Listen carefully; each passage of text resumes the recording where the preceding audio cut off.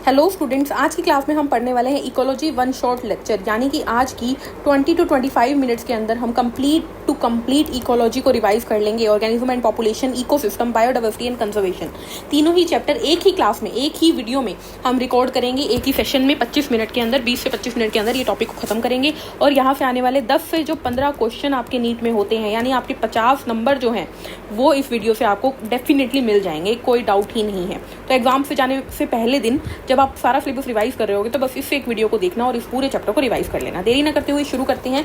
Hello नमस्ते, I am Deepali Goyal. स्वागत है आप सभी का, आप सभी के अपने चैनल साइंस मैजिक पर। वीडियो पसंद आए तो लाइक शेयर सब्सक्राइब जरूर कीजिएगा। सबसे पहली बात जो आपको याद रखनी है वो ये है कि फादर ऑफ इकोलॉजी कौन है? Ramdev Mishra. Ramdev Mishra is the father of ecology. यहाँ से क्वेश्चन आने के पूरे चांसेस हैं। आगे बढ़ते हैं ऑर्गेनिज्म एंड पॉपुलेशन में। सबसे पहली बात इसमें क्या याद रखनी है, इकोलॉजी क्या चीज है? इकोलॉजी का मतलब है जब लिविंग ऑर्गेनिज्म और लिविंग ऑर्गेनिज्म के बीच में इंटरेक्शन पढ़ते हैं, या लिविंग और नॉन लिविंग के बीच में हम इंटरेक्शन को पढ़ते हैं, उसी को इकोलॉजी बोलते हैं। इकोलॉजी के कुछ लेवल्स होते हैं, ऑर्गेनिज्म, पॉपुलेशन, कम्युनिटी, बायोम। क्या है ये चीज? ऑर्गेनिज्म क्या है? ये कोई एक ऑर्गेनिज्म है। जब कई सारे ऑर्गेनिज्म आपस में आसपास इकट्ठे हो जाते हैं, इसे बोलते हैं पॉपुलेशन। ऐसे ही मान लीजिए ये भी ऑर्गेनिज्म है, इनकी भी ये पॉपुलेशन है। ये दोनों जो पॉपुलेशन मिली इसको बोलेंगे कम्युनिटी। और जब ये कम्युनिटी नॉन लिविंग चीजों के साथ इंटरैक्ट करेगी, क्या करेगी? इंटरैक्ट करेगी, इसको बोल देंगे बायोम। क्या बोल देंगे? बायोम। दोबारा सुन लो, ऑर्गेनिज्म से मिलकर बनती है पॉपुलेशन, पॉपुलेशन से मिलकर बनते हैं कम्युनिटी, और कम्युनिटी जब एबायोटिक फैक्टर से इंटरैक्ट करती है उसे बोलते हैं बायोम। डन है हमारी। पॉपुलेशन एट्रीब्यूट पे चलते हैं। पॉपुलेशन एट्रीब्यूट के बेसिस पे एज ऑफ पिरामिड हम पढ़ते हैं। एज पिरामिड 3 टाइप के होते हैं, एक्सपेंडिंग, स्टेबल एंड डिक्लाइनिंग। कैसे याद रखोगे? 3 टाइप के एज पिरामिड है, triangular, bell, urn shape. Triangular मतलब ये वाला जो एक्सपेंडिंग होता है, स्टेबल मतलब जो बेल शेप है, और अर्न शेप मतलब डिक्लाइनिंग हो गया। ठीक है, अब याद क्या रखना है इसको? रिप्रोडक्टिव के हिसाब से याद रखो। जब प्री रिप्रोडक्टिव सबसे ज्यादा हो, उसके बाद रिप्रोडक्टिव, उसके बाद पोस्ट रिप्रोडक्टिव, वो है एक्सपेंडिंग। जब प्री रिप्रोडक्टिव और रिप्रोडक्टिव इक्वल है, पोस्ट कम है, तो वो है बेल शेप यानी स्टेबल या स्टेशनरी। और अर्न शेप क्या है? डिक्लाइनिंग। जब रिप्रोडक्टिव ज्यादा है, बाकी दोनों कम है, ठीक है, तो वो क्या है? डिक्लाइनिंग, यानी कि पॉपुलेशन आगे आगे कम होती जाएगी। ठीक है, चलिए आगे बढ़ते हैं। इसके अंदर आप कुछ और क्या याद रख सकते हो? आपको याद रखना है कि 10 से भी कम नंबर ऑफ साइबेरियन क्रेन्स देखी गई थी Bharatpur wetland in any year. ठीक है, और millions of Chlamydomonas in a pond पाए जाते हैं। उसके अलावा आपको कैरेट ग्रास का नाम याद रखना है, पार्थिनियम हिस्टेरोफोरस, क्योंकि एनसीईआरटी में दिया हुआ है। आगे बढ़ते हैं यहाँ पर। यस, यहाँ से इंपॉर्टेंट क्वेश्चन आता है। देखिए 4 आपके पास स्टेटमेंट आती है। नेटेलिटी का मतलब होता है कितने बर्थ हुए, मोर्टेलिटी मतलब कितनी डेथ हुई, इमिग्रेशन मतलब कितने नए इंडिविजुअल आए हैं, और एमिग्रेशन मतलब कितने एग्जिट हुए हैं, गए हैं। ठीक है, तो देखिए बर्थ होंगे तो पॉपुलेशन ऐड होगी, ठीक है, और इमिग्रेशन होगी तो भी पॉपुलेशन ऐड होगी, तो इमिग्रेशन भी प्लस है, बर्थ भी प्लस है। जबकि डेथ होगी तो माइनस, और इमिग्रेशन लोग जाएंगे तो भी माइनस। ये आपको याद रखना है। ठीक है, चलिए आगे चलते हैं ग्रोथ मॉडल के ऊपर। ग्रोथ मॉडल 2 है, एक्सपोनेंशियल एंड लॉजिस्टिक। देखिए इसमें क्या होता है, मान लीजिए जब हमारे पास रिसोर्सेज अनलिमिटेड है तो ग्रोथ होती जाएगी, यानी पॉपुलेशन बढ़ती ही जाएगी। ऐसा पॉसिबल नहीं है कभी भी, क्योंकि अनलिमिटेड रिसोर्सेज कभी भी नहीं होते। लेकिन आपको याद रखना है, अनलिमिटेड रिसोर्सेज जब होते हैं तो जे शेप्ड कर्व बनती है, और इसे बोलते हैं एक्सपोनेंशियल ग्रोथ। क्या बोलते हैं? Exponential growth. और इसका फॉर्मूला है dn/dt = rn। लेकिन जब लिमिटेड रिसोर्सेज होते हैं तो पहले तो पॉपुलेशन बढ़ेगी, लेकिन एक टाइम के बाद आगे वो स्टेबल हो जाएगी। ठीक है, ये क्या है? ये है लॉजिस्टिक ग्रोथ। इससे एस शेप्ड कर्व बनती है, सिग्मोइड कर्व बनती है, एस शेप्ड, और इसके अंदर रिसोर्सेज क्या है? लिमिटेड। ये जो है इसका फॉर्मूला क्या है? dn/dt = rn k - n/k। इसमें k क्या है? k है कैरिंग कैपेसिटी, और r क्या है? याद रखना है intrinsic rate of natural increase. Clear? चलिए आगे बढ़ते हैं। दोनों हमने कर्व कर ली, ये हमारा कंप्लीट हो गया। लाइफ हिस्ट्री वेरिएशन के अंदर क्या याद रखना है आपको? इसके अंदर 4 बातें याद रखनी है। देखो, कुछ ऐसे ऑर्गेनिजम्स हैं जो पूरी लाइफ में एक ही बार ब्रीड करते हैं, जैसे कि Pacific salmon fish and bamboo, और कुछ बार बार करते हैं, बर्ड्स एंड मैमल्स। बात क्लियर? 2 बातें क्लियर। बाकी 2 कुछ ऐसे ऑर्गेनिज्म हैं जो कि बहुत सारे ऑफस्प्रिंग प्रोड्यूस करते हैं, लेकिन सारे ऑफस्प्रिंग छोटे छोटे होते हैं, ईस्टर्स, पेलाजिक फिशेस। लेकिन कुछ ऐसे ऑर्गेनिज्म हैं जिनके ऑफस्प्रिंग तो बड़े होते हैं, लेकिन नंबर बहुत कम होते हैं, जैसे कि बर्ड्स, मैमल्स, ह्यूमंस की बात कर लो, 2-4 बच्चे ही पैदा करते हैं, लेकिन बड़े बड़े, ठीक है, ऑर्गेनिज्म। और चींटियों की बात करो, छोटी छोटी चींटियां, मल्टीपल पॉपुलेशन है ना। चलिए पॉपुलेशन इंटरेक्शन की बात करते हैं। तो ये हमारे पास हो गया 6 टाइप का। म्यूचुअलिज्म, दोनों का फायदा, कॉम्पिटिशन, दोनों का नुकसान, प्रीडेशन, एक का फायदा एक का नुकसान, पैरासिटिज्म, एक का फायदा एक का नुकसान, कमेंसलिज्म, एक का फायदा दूसरे को कुछ फर्क नहीं पड़ता, अमेंसलिज्म, एक का नुकसान दूसरे को कुछ फर्क नहीं पड़ता। एग्जाम्पल क्या है म्यूचुअलिज्म का? लाइकन, एल्गी फंगस एक दूसरे का फायदा करवाते हैं। कॉम्पिटिशन में फ्लेमिंगो फिश आ गया, प्रिडेशन में टाइगर डियर आ गया, पैराफिटिज्म में प्लाज्मोडियम ह्यूमन आ गया, कमेंसलिज्म में बार्नेकलोन वेल आ गया और अमेंसलिज्म में हमारा पेनिसिलियम किलिंग बैक्टीरिया आ गया। इन सबको डिटेल में पढ़ते हैं। सबसे पहले बात करते हैं प्रिडेशन की। प्रिडेशन में सबसे पहले क्या याद रखना है, देखिए ऑस्ट्रेलिया में 1920 में प्रिकली पियर कैक्टस बहुत ज्यादा बढ़ गया था। ये क्या हो गया था, बहुत ज्यादा बढ़ गया था, ठीक है। तो इतना बढ़ गया कि उसने मतलब जमीन कवर कर दी, हेक्टेयर्स ऑफ लैंड कवर कर दिया। तो उसको खत्म करने की जरूरत थी, तो एक प्रेडेटर को लेकर आए जिसका नाम था कैक्टस ईटिंग मोथ, ठीक है। ऑस्ट्रेलिया वाले उनके नेटिव प्लेसेस से कैक्टस ईटिंग मोथ को उठा के लाए और उन्होंने फिर इन्हें खाया, ठीक है। तो यहाँ पर ये क्या है, प्रे है और ये क्या है, प्रेडेटर है। यहाँ पे प्रेडेटर क्या कर रहा है, प्रेडेटर स्पीशीज को कंट्रोल में कर रहा है। तो पहला काम प्रेडेशन का क्या होता है, कंट्रोल प्रे पॉपुलेशन। प्रे की पॉपुलेशन को कंट्रोल करता है कौन, प्रेडेटर। क्लियर बात, चलिए प्रेडेशन का समझ में आ गया। दूसरा चलते हैं, अमेरिकन पैसिफिक कोस्ट पे क्या थी, स्टारफिश पिज़ाफ्टर प्रेडेटर थे, ठीक है। स्टारफिश पिज़ाफ्टर थे जो कि प्रेडेटर थे। उनको जब रिमूव किया तो क्या हुआ, वहां पर जो स्पीशीज रह रही थी ना, वो आपस के कंपटीशन की वजह से मर गई, एक्सटिंक्ट हो गई, ठीक है। यानी कि सुनिए दोबारा से, अमेरिकन पैसिफिक कोस्ट के ऊपर स्टारफिश पिज़ाफ्टर थी, जब हमने उसको हटाया वो एक प्रेडेटर थी। वो क्या थी, एक प्रेडेटर थी। जब हमने उसको हटाया तो उससे जिनको वो खाती थी वो तो वहीं रह गए ना, स्टारफिश तो वहीं रह गई। अब स्टारफिश आपस में कंपटीशन कर करके एक्सटिंक्ट हो गई।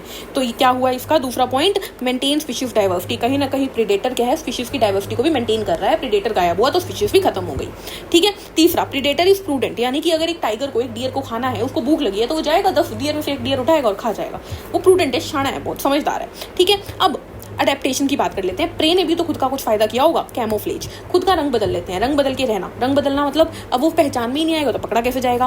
केमिकल डिफेंस, जो मोनार्च बटरफ्लाई था उसका जो कैटरपिलर स्टेज होता है, वो कुछ प्लांट्स पे फीड कर कर एक केमिकल अपने अंदर ले लेता है, जिसकी वजह से वो डिसटेस्टफुल हो जाता है, उसमें कोई टेस्ट ही नहीं रहता। अब टेस्ट ही नहीं होगा तो उसे कोई खाएगा नहीं, तो ये उसकी अडेप्टेशन हुई। कैलोट्रोपिस क्या करता है, कैलोट्रोपिस जो है अपने अंदर एक पॉइजनस सब्सटेंस बनाता है, कार्डियक ग्लाइकोसाइड का, जो कि बहुत पॉइजनस होता है। अब सीधी सी बात है, अगर वो पॉइजनस है तो कोई उसे क्यों खाएगा, ग्रेजर्स ब्रोवर्स क्यों आके खाएंगे, नहीं खाएंगे। और बल्कि हमारे उसे फायदा भी होता है, निकोटीन, कैफीन, क्विनीन, स्ट्रेचिन, ओपियम, ये सब हमें मिलता है, ठीक है। तो कैलोट्रोपिस हो गया। अकेशिया कैक्टस क्या करते हैं, खुद में कांटे निकाल देते हैं। अब कांटे निकाल दिए, मोर्फोलॉजिकल डिफेंस हो गया, प्रेडेटर नहीं आएंगे भाई, ठीक है। प्रेडेटर नहीं आएंगे, नहीं खाएंगे उन्हें, तो प्रे ने भी खुद का फायदा किया। तो प्रे के हमें 4 एग्जांपल याद रखने हैं। कंपटीशन पे चलते हैं। पहली बात, कंपटीशन में क्या याद रखना है कि competition is the potent force in organic evolution, ये आपको याद रखना है। उसके बाद हमें क्या लगता है, सिर्फ रिलेटेड स्पीशीज कॉम्पीट करती है, नहीं। Not only closely related species compete, unrelated species भी कम्पीट करती है, ये भी बात आपको याद रखनी है, ठीक है। उसके बाद क्या याद रखोगे, हमें लगता है कि क्या रिसोर्सेज जब लिमिटेड होंगे तभी लड़ाइयाँ होंगी, नहीं। जब रिसोर्सेज अनलिमिटेड होते हैं लड़ाइयाँ तब भी होती हैं, ये भी आपको याद रखना है, ठीक है। उसके बाद 3 जनों की बात करते हैं। देखिए 3 जनों से पहले एक और एग्जांपल सुन लीजिए। देखिए क्या था कि गैलापागोस आइलैंड के ऊपर एबिंगटन टॉर्टवाइस थी और गोट्स थी, ठीक है। इन दोनों को खाना था, दोनों का खाना सेम था, लेकिन ये धीरे धीरे खाता था, ये जल्दी जल्दी खाती थी। अब गोट्स जल्दी जल्दी खाती थी, वो तो सर्वाइव कर गई, ये खत्म हो गया, एक्सटिंक्ट हो गए। बात समझ में आई, ये कॉम्पिटिटिव हो गया, ठीक है। अब 3 जनों की बात करते हैं, Connell, goes and MacArthur. Connell ने क्या कहा, कॉनेल ने कहा जब सुपीरियर और इन्फीरियर 2 टाइप की स्पीशीज प्रेजेंट होंगी तो सुपीरियर इन्फीरियर को एक्सक्लूड कर देगा, जैसे कि बेलेनस ने कैथेलमस को कर दिया, ठीक है। गोस ने क्या कहा, गोस ने कहा जब सुपीरियर इंफीरियर दोनों मौजूद होंगे तो वो एक्सक्लूड नहीं करेगा, वो एलिमिनेट ही कर देगा, एलिमिनेट ही कर देगा, ठीक है। लेकिन मैकार्थर ने बिल्कुल अलग बात कही। मैकार्थर ने कहा भाई अगर समझदारी से काम लिया जाए तो 4 से 5 स्पीशीज भी इकट्ठे रह सकती है, जैसे कि वाबलर्स की रह रही है एक पेड़ के ऊपर। ये क्या करते हैं, ये डिसाइड कर लेते हैं, तू ये खा ले, मैं वो खा लेता हूँ, तू सुबह खा ले, मैं शाम को खा लेता हूँ, इस तरीके से डिसाइड करके ये सब सर्वाइव कर रहे हैं। तो को एक्सटिंक्शन की बात, को एग्जिस्टेशन की बात की इन्होंने, कि को एग्जिस्ट भी कर सकती है, मैकार्थर ने बात की। पैराफिटिज्म की बात करते हैं। पैराफिटिज्म में आपको क्या याद रखना है, पैरासाइट्स होती है वो 2 टाइप की होती है, एक्टोपैरासाइट जो एक्सटर्नल बॉडी सरफेस पे रहती है और एंडोपैरासाइट जो बॉडी के अंदर रहती है। एक्टो का एग्जांपल क्या है, lice on human, ticks on dog, बहुत सारी मेराइन फिशेज हैं, कफकटा है पैरासिटिक प्लांट, ठीक है। और एंडोपैरासाइट के एग्जांपल क्या है, liver, kidney, lungs, red blood cell में रहने वाले ऑर्गेनिजम्स, ठीक है। इसमें एक एग्जांपल याद रखना है, ब्रूड पैरासिटिज्म। इसमें क्या होता है, कोयल और कौआ, कोयल और कौआ के बीच में है, ये कुकू एंड क्रो के बीच में है। इसमें क्या होता है, कोयल क्या करती है, बहुत चालाकी से क्रो के नेस्ट में जाके अपने अंडे रखाती है। क्रो को लगता है ये मेरे जैसा अंडा है, मेरा ही अंडा है, वो उसको बचा के रखता है पूरे टाइम तक, उसकी प्रोटेक्शन करता है, और बाद में उसमें से निकलता क्या है, कोयल। तो कोयल ने क्या की, ब्रूड पैरासिटिज्म की, यानी कि उसको क्रो को पता भी नहीं लगा और फायदा लेकर चली गई। कमेंसलिज्म की बात करते हैं, एक का फायदा एक का कुछ फर्क नहीं पड़ता। इसके एग्जाम्पल क्या है, orchid mango, barnacle whale, cattle egret, sea anemone and clown fish. अब इसमें समझो बार्नेकल एंड व्हील का एग्जाम्पल ले लेते हैं। वे क्या है, बड़ी सारी व्हेल है, वो जब भी खाना खाती है तो उसके छोटे छोटे पार्टिकल पानी पानी में आसपास फैल जाते हैं। अब वो आसपास फैले हुए पार्टिकल्स को वेल के ऊपर बैठा बारनेकल खा लेता है। क्या वेल को कोई फर्क पड़ा? नहीं। क्या वेल का खाना कम हुआ? नहीं। लेकिन बारनेकल का फायदा हो गया, यानी कि एक का फायदा एक का कोई फर्क नहीं पड़ता। ठीक है, आगे चलते हैं। म्यूचुअलिज्म, लाइकन्स, एल्गी ने फंगस को खाना दिया, फंगस ने उसको शेल्टर दे दिया। माइकोराइजा, फंगस और रूट्स ऑफ हायर प्लांट्स के बीच में होती है। ठीक है, नाइट्रोजन फिक्सेशन करके देते हैं। प्लांट एनिमल रिलेशनशिप, प्लांट क्या करते हैं अपनी पॉलिनेशन करवाने के लिए एनिमल्स को बदले में क्या देते हैं? रिवॉर्ड्स देते हैं, यानी कि क्या देते हैं? जूस, न्यूट्रिशियस फ्रूट्स, ये सब कुछ देते हैं। ठीक है, ये चीज़ हो गई हमारे पास। इसका एक और एग्जाम्पल क्या है? फिग एंड वास्प का एग्जाम्पल। ठीक है, तो ये हो गया हमारा चैप्टर खत्म। क्लियर इतनी बात? अच्छा, इसके अंदर ये याद रखिएगा कि जो मेडिटेरियन ऑर्किड ऑफिरस होता है वो सेक्सुअल डिसिट करता है, यानी कि उसके जैसा दिखता है, उसकी फीमेल के जैसा दिखता है, तो वो अट्रैक्ट होकर उसके ऊपर आता है, मेल भी उसके ऊपर आता है और उसके ऊपर चिपक जाते हैं सारे पॉलन्स और उसकी पॉलिनेशन हो जाती है। ठीक है, चलिए नेक्स्ट चैप्टर के चलते हैं। नेक्स्ट चैप्टर हमारे पास क्या है? Yes, ecosystem. इकोसिस्टम के बारे में क्या याद रखना है? इकोसिस्टम टर्म दी थी एजी टांसले ने। किसने दी थी? एजी टांसले ने। फादर कौन है? रामदेव मिश्रा। इकोसिस्टम जो होता है उसके कंपोनेंट दो हैं, बायोटिक एंड एबायोटिक। बायोटिक मतलब लिविंग कंपोनेंट, एबायोटिक मतलब नॉन लिविंग। लिविंग में कौन हो गया? खाना बनाने वाला प्रोड्यूसर, कंज्यूमर जो प्रोड्यूसर पे कंज्यूम करते हैं। अब कंज्यूमर जो होते हैं वो कई टाइप के होते हैं। प्राइमरी कंज्यूमर जो सबसे पहले प्रोड्यूसर को खाते हैं, जो कि हार्बीवोर हो गए। ठीक है, सेकेंडरी कंज्यूमर जो फिर हार्बीवोर को खाते हैं, यानी कार्निवोर हो गए, प्राइमरी कार्निवोर हो गए। ठीक है, एंड टर्शरी कंज्यूमर जो सेकेंडरी कार्निवोर हो गए। बात समझ रहे हो? ठीक है, और डिकम्पोजर कौन है? जो डेड एंड डिकेइंग पे ग्रो करते हैं। ठीक है, सेप्रोट्रोफ हो गए सारे। एबायोटिक में कौन आ गए? सारे non living factor, temperature, light, water, soil, nutrient, ये सब क्या है? एबायोटिक। टाइप्स ऑफ इकोसिस्टम, दो टाइप के होते हैं। नेचुरल जो भगवान ने दिए हैं, आर्टिफिशियल जो हमने बनाए हैं। नेचुरल में जमीन वाले टेरेस्ट्रियल हो सकते हैं, जैसे कि इसमें क्या आ गए? डेजर्ट्स आ गए, ग्रासलैंड आ गए, फॉरेस्ट आ गए। एक्वेटिक में क्या आ गया? पॉन्ड, लेक आ गया, समुद्र आ गए। ठीक है, आर्टिफिशियल में जो हमने बनाए हैं, जैसे कि क्रॉप फील्ड हो गए, एक्वेरियम हो गए, गार्डन्स हो गए, पार्क्स हो गए, ये हमने बनाए हैं, ये मैन मेड है। ठीक है, इसके बाद इकोसिस्टम के बारे में क्या बात करेंगे? देखिए, वर्टिकल डिस्ट्रीब्यूशन जो होती है स्पीशीज की अलग अलग लेवल पे, उसे स्ट्रेटिफिकेशन कहते हैं। जैसे कि मैंने बोला, सबसे नीचे मैं हर्ब्स को रख देती हूँ, हर्ब्स की हाइट छोटी होती है। फिर उसके ऊपर मैंने श्रब्स को रख दिया, उनकी हाइट और बड़ी होती है। फिर मैंने ट्रीज को रख दिया, ठीक है, उनकी हाइट और बड़ी होती है। तो ये क्या है? वर्टिकल डिस्ट्रीब्यूशन है, इसे को स्ट्रेटिफिकेशन कहते हैं। इकोसिस्टम के कंपोनेंट की बात करते हैं, जिसपे ये पूरा चैप्टर बेस्ड है। Productivity, decomposition, energy flow, nutrient cycling, एक एक करके इसी की बात करेंगे। इसको पढ़ने से पहले आपको पता होना चाहिए प्रोड्यूसर क्या है, कंज्यूमर क्या है। ठीक है, प्राइमरी कंज्यूमर क्या है, सेकेंडरी कंज्यूमर क्या है, टर्शरी कंज्यूमर क्या है, मैंने बता दिया। प्रोड्यूसर जो खुद का खाना खुद बनाता है, उसको खाने वाला प्राइमरी कंज्यूमर, उसको खाने वाला सेकेंडरी कंज्यूमर, उसको खाने वाला tertiary consumer. Primary consumer plant पे ग्रो कर रहा है तो उसे हार्बीवोर बोल देते हैं, और बाकी सब क्या है? ये कार्निवोर है। ठीक है, ये पहला कार्निवोर, फर्स्ट प्राइमरी कार्निवोर हो जाएगा, ये टॉप कार्निवोर बोल लो इसको। ठीक है, बात समझ में आ गई? चलिए प्रोडक्टिविटी पे चलते हैं। प्रोडक्टिविटी क्या है? प्रोडक्टिविटी क्या होती है भाई? कुछ भी नहीं, दिमाग नहीं लगाना, सिंपल सोचो।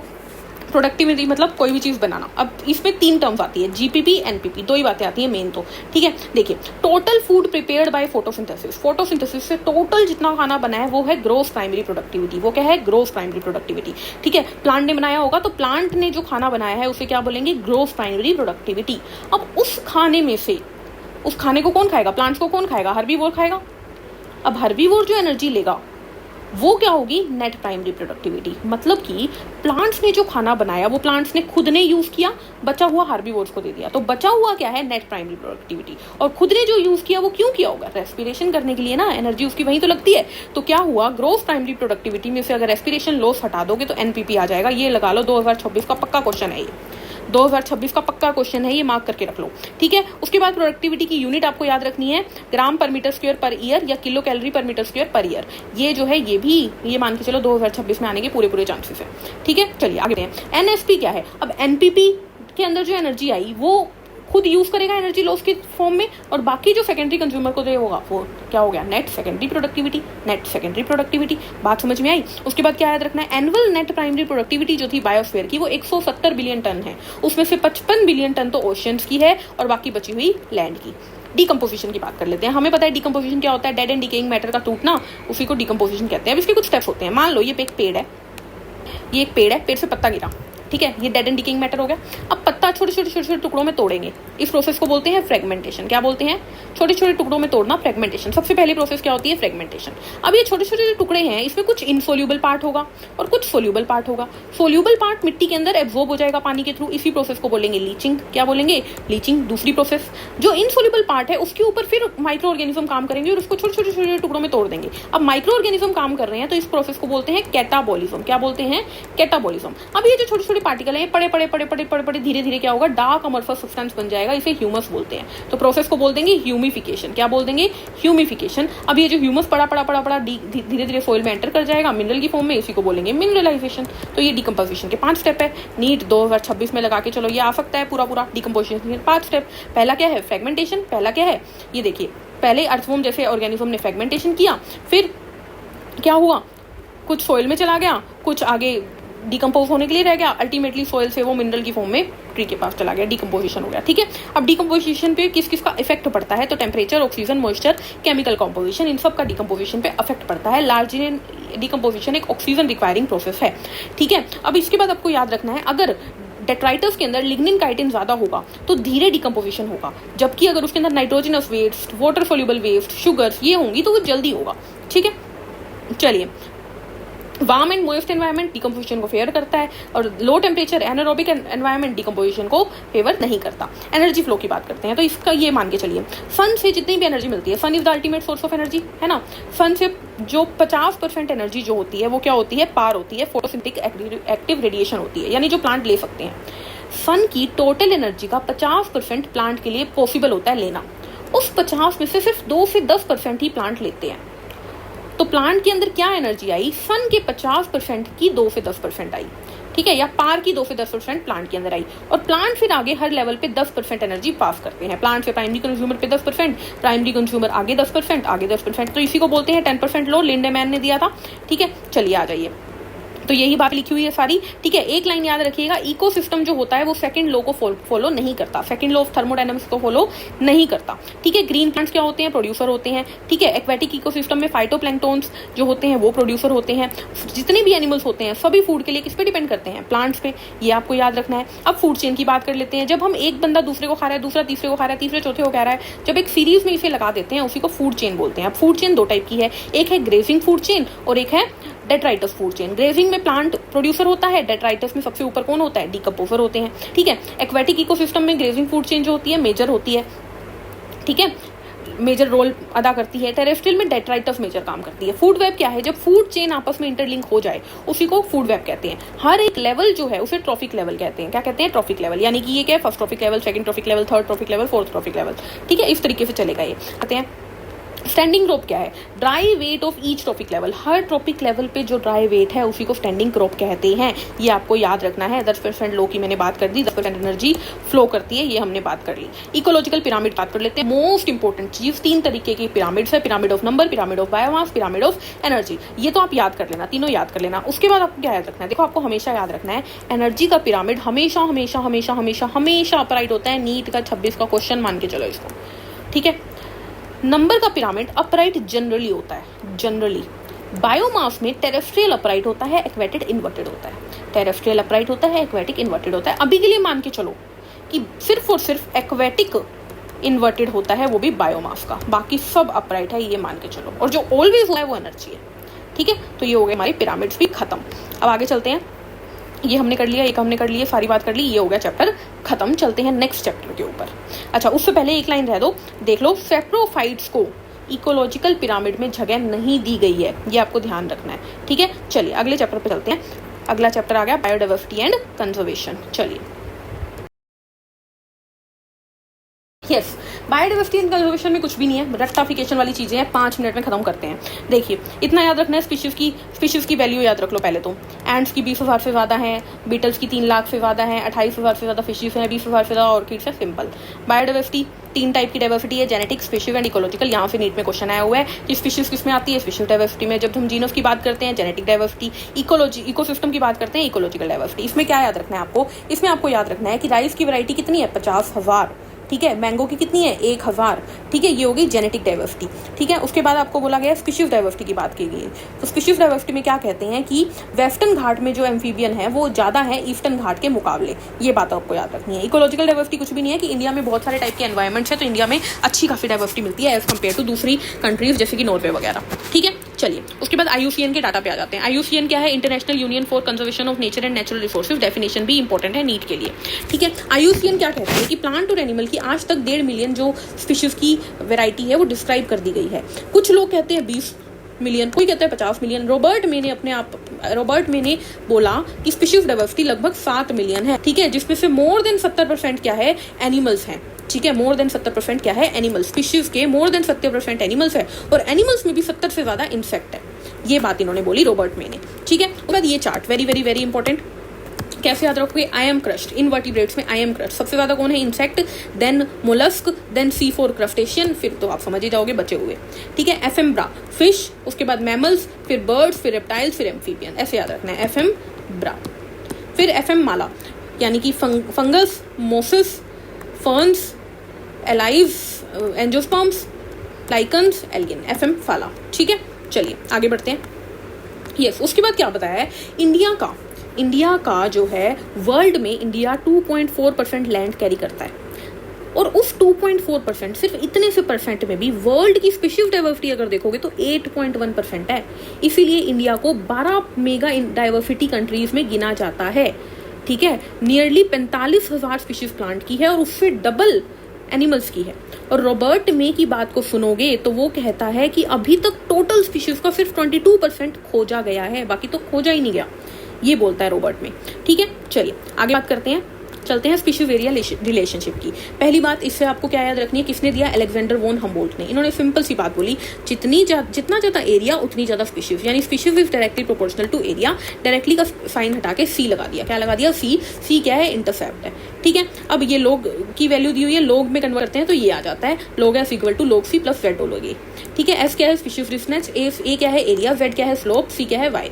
जेड जो होता है छोटे एरिया के लिए 0.1 से 0.2 होता है, बड़े एरिया पे चला जाओगे तो 0.6 टू 1.2, और अगर हम फ्रूजीवोरस की बात करेंगे तो ये 1.5 तक चला जाता है, 1.15 तक, ठीक है। आगे बढ़ते हैं, डेविड टिलमन की बात करते हैं। टिलमन ने क्या कहा, मोर स्पीशीज, जितनी ज्यादा स्पीशीज होंगी उतनी ही कम ईयर टू ईयर वेरिएशन होंगी, उतनी ही ज्यादा प्रोडक्टिविटी और उतनी ही ज्यादा स्टेबिलिटी, यानी जितनी ज्यादा स्पीशीज उतनी ज्यादा प्रोडक्टिविटी। ऑब्वियस सी बात है, स्पीशीज जितनी ज्यादा होगी प्रोडक्टिविटी भी उतनी ज्यादा होगी, तो स्टेबिलिटी भी उतनी ज्यादा होगी, ठीक है। चलिए जी, पॉल एलरिच ने क्या कहा, इन्होंने रिवर पॉपेट हाइपोथेसिस दी। इन्होंने कहा जैसे एक एयरप्लेन है उसी को इकोसिस्टम मान के चलो, हमारा इकोसिस्टम एक एरोप्लेन जैसा है, और उसके अंदर जितनी कीलें लगी हुई हैं वो हमारी स्पीशीज है।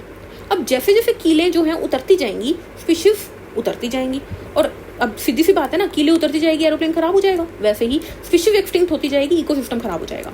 लेकिन कुछ ऐसी स्पीशीज हैं जो अगर चली गई तो इकोसिस्टम जल्दी खराब हो जाएगा। बिल्कुल उसी तरीके से एरोप्लेन की अगर नॉर्मल कोई नट निकाल दो और एक सीधे पंख का ही निकाल दो तो एरोप्लेन पूरा ही बिगड़ जाएगा ना। तो बस जो वो इंपॉर्टेंट स्पीशीज है, जो विंग्स की रिवेट्स हैं, वो की स्पीशीज हैं, अगर वो गई तो इकोसिस्टम जल्दी खराब हो जाएगा, ठीक है। अब लॉस ऑफ बायोडाइवर्सिटी की बात कर देते हैं। IUCN ने 2004 में रेड लिस्ट दी थी। उन्होंने कहा क्या 784 एक्सटिंक्शन हो चुकी है, जिसमें से ये वर्टिब्रेट है, इतने ये है, ठीक है। उसमें कौन कौन आता है, डोडो आता है, क्वागा, थाइलेसीन, स्टेलर सीकाओ, बाली जवान कैस्पियन। डोडो मॉरिशस का है, क्वागा अफ्रीका का है, थाइलेसीन ऑस्ट्रेलिया का है, स्टेलर सीकाओ रशिया का है, बाली जवान और कैस्पियन ये टाइगर है हमारे, ठीक है। ये बात बताई थी। लास्ट 20 ईयर्स के अंदर 27 स्पीशीज जो है एक्सटिंक्ट हो चुकी है, ठीक है। उसके बाद क्या बात की हुई है, इविल क्वार्टेट की बात करते हैं। इविल क्वार्टेट मतलब क्या कारण है इन चीज़ों के, तो आपको याद रखना है इनके कारण है हैबिटेट लॉस, जिसके अंदर डिफोरेस्टेशन, फ्रेगमेंटेशन आ जाता है, over exploitation, hunting and poaching, alien species इन्वेशन, lantana rice इसका एग्जाम्पल है, को एक्सटिंक्शन, होस्ट पैरासाइट रिलेशन। अब इसका मतलब समझो, हैबिटेट लॉस, डिफोरेस्टेशन कर रहे हैं, अपनी ज़रूरतों के लिए लैंड खत्म करते जा रहे हैं, पेड़ काटते जा रहे हैं, ठीक है। पहले ट्रॉपिकल रेन फॉरेस्ट हमारी अर्थ पे 14% हिस्सा कवर करते थे, लेकिन आज 6% भी नहीं है, ठीक है। तो हमने क्या किया, हैबिटेट लॉस करवा दिया। अमेज़न रेन फॉरेस्ट जो हमारे लंग्स ऑफ द प्लेनेट है, हमने उनको काट के सोयाबीन उगा दी वहाँ पे, ठीक है। बीफ कैटल के लिए ग्रेजिंग एरिया बना दिया। तो हम क्या कर रहे हैं, हैबिटेट लॉस करवा रहे हैं, छोटी छोटी फ्रेगमेंट्स में काट रहे हैं बड़ी बड़ी लैंड्स को, जिसकी वजह से अल्टीमेटली लॉस क्या है, बायोडाइवर्सिटी का है। ओवर एक्सप्लॉइटेशन, जितनी हमें जरूरत है उससे ज्यादा एक्सप्लॉइट कर रहे हैं, खराब कर रहे हैं, तो वो क्या है, ओवर एक्सप्लॉइटेशन। अल्टीमेटली उससे क्या हो रहा है, मर रही है स्पीशीज, एक्सटिंक्शन हो रही है। एलियन स्पीशीज इन्वेजन, कुछ भी उठा के ले आते हैं कि हमारे लिए अच्छा है, लेकिन अल्टीमेटली वो हमें नुकसान पहुंचाता है, जैसे कि नील पर्च है, ठीक है, उन्होंने 200 स्पीशीज ऑफ किल्ड फिशेस को खत्म कर दिया। कैरेट ग्रास है, पार्थेनियम लंटाना है, वाटर हायसिंथ है, सब सुंदरता के लिए लाए थे। और आजकल जो चला हुआ है क्लैरियस गर्गीपेनस, ठीक है, ये हो गया। को एक्सटिंक्शन मतलब एक स्पीशीज दूसरी स्पीशीज पे डिपेंड करती है कहीं ना कहीं, तो एक स्पीशीज गायब होगी तो दूसरी अपने आप धीरे धीरे एक्सटिंक्ट हो जाएगी, तो ये को एक्सटिंक्शन है, एक के ऊपर दूसरा निर्भर है, ठीक है। अब बात करते हैं बायोडाइवर्सिटी कंजर्वेशन की। दो बातें हैं, नैरो यूटिलियरियन यानी जो हम डायरेक्टली डिपेंडेंट है, जिसके ऊपर फायरवुड, फाइबर, कंस्ट्रक्शन मटेरियल, इन सब पे हम डिपेंडेंट है। ब्रॉडली मतलब नेचर हो गया, टेम्परेचर हो गया, ये सारी चीजें हो गई। एथिकल मतलब अगर ये सोच रहे हैं जो हवा जो पानी हमें आज मिल रहा है वो हमारी अगली जनरेशन को भी मिले, वो एथिकल आर्ग्यूमेंट हो गया, ठीक है। कंजर्वेशन दो टाइप की होती है, इन सिटू, एक्स सिटू। इन सिटू मतलब नेचुरल हैबिटेट में रखना और एक्स सिटू मतलब बाहर रखना, ठीक है। इन सिटू क्या होता है, नेचुरल हैबिटेट में रखना, एक्स सिटू मतलब आउटसाइड नेचुरल हैबिटेट। इन सिटू में कौन आ गया, biosphere reserve, wild life sanctuary, national park, और एक्स सिटू में कौन आ गया, जू, सीड बैंक, बोटेनिकल गार्डन्स। 2026 का क्वेश्चन है ये, 2026 का क्वेश्चन है। Which of the following is not an in Situ, which of the following is ex situ, इस तरीके से। टोटल बायोस्फीयर रिजर्व कितने हैं, 14, नेशनल पार्क कितने हैं, 90, वाइल्ड लाइफ सेंचुरी कितनी है, 448, ये आपको याद रखना है। उसके बाद सेक्रेट ग्रूव्स का एक एग्जांपल याद रखना। सेक्रेट ग्रूव्स कौन कौन सी है, Khasi and Jaintia hills in Meghalaya, Aravalli hills of Rajasthan, western Ghat region of Karnataka, Maharashtra and Surguja, Chanda and Bastar areas of Madhya Pradesh, ये आपको सेक्रेट ग्रूव्स याद रखनी है। लास्ट चीज, दो बातें आपको याद रखनी है कि अर्थ समिट कब हुई, 1992 में, कहाँ हुई, रायो डी जेनेरियो में, क्यों हुई, बायोलॉजिकल डाइवर्सिटी के लिए, ठीक है। क्लियर है इतनी बात, कंजर्वेशन ऑफ बायोडाइवर्सिटी के लिए, ठीक है। क्या बोला मैंने, अर्थ समिट 1992 में, रायो डी जेनेरियो में, कंजर्वेशन ऑफ बायोडाइवर्सिटी, ठीक है। दूसरी, वर्ल्ड समिट 2002 में, कहाँ, साउथ अफ्रीका में, क्यों, सस्टेनेबल डेवलपमेंट के लिए। चैप्टर खत्म, यूनिट खत्म, पैसा हजम। तो मिलते हैं नेक्स्ट वीडियो में नए चैप्टर के साथ, तब तक के लिए हंसते रहिए, मुस्कुराते रहिए, खुद का ध्यान रखिए। वीडियो पसंद आए तो लाइक, शेयर, सब्सक्राइब करिए। Take care, thank you, bye bye.